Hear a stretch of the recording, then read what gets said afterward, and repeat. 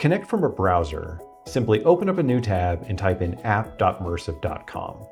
You'll land here on the Connect screen, where all you have to do is type in a screen key, your name, and click Connect. I'm going to go ahead and type in a screen key. Now these screen keys rotate every few minutes. So if you connect and disconnect, you always want to make sure you're grabbing the latest screen key when you connect to a display. So just like that, I'm now connected. You can see my avatar up on the screen, and I'm not sharing yet. That's on purpose because this way it's a little easier to switch between presenters without having to disconnect and reconnect every time.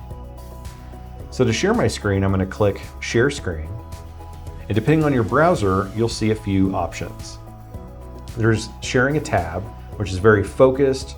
Sharing for privacy purposes, you only want to share one specific thing. You can also click Window to share a specific app window to the display.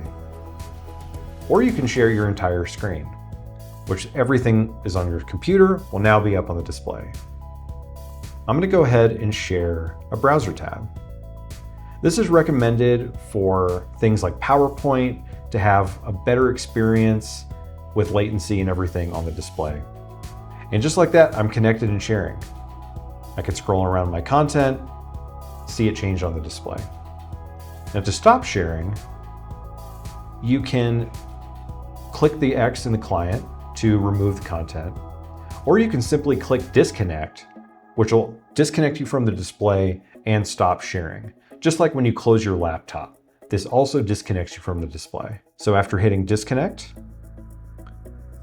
the display returns back to the idle screen and it's ready for the next presenter.